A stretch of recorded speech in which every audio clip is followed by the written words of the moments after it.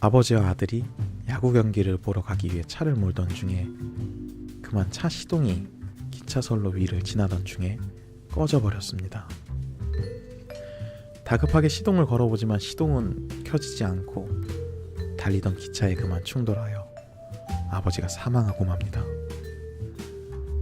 아들은 크게 다쳐서 응급실로 옮겨졌고 급히 달려온 외과 의사가 의사 차트를 보더니 난 이 환자를 수술할 수 없어. 왜냐면 얘는 내 아들이야. 라면서 절규합니다. 도대체 어찌 된 일일까요? 아버지가 외과 의사의 몸에 빙의라도 한 것일까요?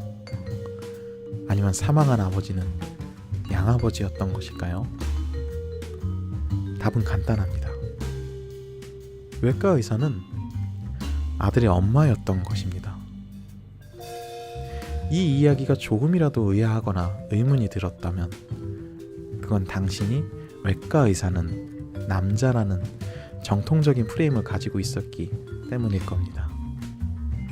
프레임은 세상을 인지하는 창입니다.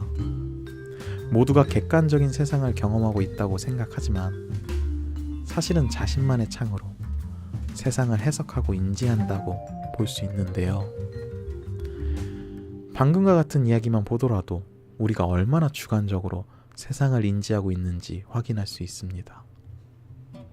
마치 코끼리의 다리만 만진 장님과 코끼리의 코만 만진 장님이 서로 다르게 코끼리를 설명하는 것처럼요. 그렇다면 이렇게 주관적인 창으로 세상을 인지할 때 우리의 선택은 어떤 변화를 불러오게 되는 걸까요?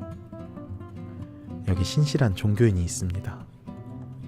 그에게는 하나의 궁금증이 있었는데 신에게 기도하는 중에 담배를 피워도 괜찮을지 문득 의문이 들었던 겁니다. 그는 종교의 높은 성인을 찾아가 답을 구하자 성인은 이렇게 말합니다. 기도는 신성한 행위이니 기도 중에는 담배를 피우지 않는 것이 좋습니다. 해답을 들은 그는 동료에게 찾아가 이야기를 전하니 동료가 씩 웃으며 다시 성인을 찾아가 질문합니다. 담배를 피우는 중에도 기도할 수 있을까요? 그러자 성인이 대답합니다. 기도에는 때와 장소가 필요 없으니 담배를 피우던 중에도 기도는 얼마든지 할 수 있습니다. 어떤가요? 미국에서 널리 회자된 유머를 예로 들었지만 실제로도 이 같은 상황에서 어떤 기준으로 프레임을 잡느냐에 따라 선택과 인지가 크게 달라지게 됩니다. 마치 매번 잘해주다가 한 번 잘못한 사람에게 크게 실망하고 매번 못하다가 한 번 잘해준 사람을 크게 다시 보게 되는 것처럼요. 실제로 이러한 사실을 활용한 마케팅은 시장에서 필수로 자리 잡고 있습니다. 정가보다 높은 가격을 책정하고 할인폭을 크게 해서 마치 구매하면 소비자가 이득을 보는 것처럼 느끼게 하는 방법. 필요 없는 물건도 꼭 필요할 것처럼 느끼게 만드는 프레임을 주입하는 광고들. 우리는 이토록 주관적인 가치관과 심리로 세상을 체험하고 선택합니다. 그리고 이런 주관적 사실들은 객관적 사실들 못지않게 우리 삶에 큰 영향을 줍니다. 그렇다면 우리는 이 프레임에 대해서 어떻게 접근하는 것이 지혜로울까요? 간단하게 말하자면 저자는 절차 중심의 프레임보다 의미 중심의 프레임으로 접근하는 것이 좋다고 주장하고 있습니다.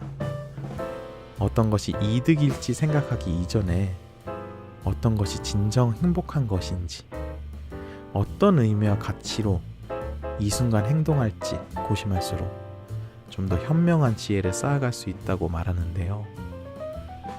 많은 사람들이 외적인 매력과 건강에 투자하면서 더욱 아름다운 사람이 되려고 하지만 정작 지혜를 가꾸어 나아가려는 생각은 하지 못하고 내면의 아름다움이 제자리걸음하는 것이 안타깝다고 말하는 저자의 메시지에서 사람에 대한, 지혜에 대한 사랑이 담겨있음을 느낄 수 있었습니다.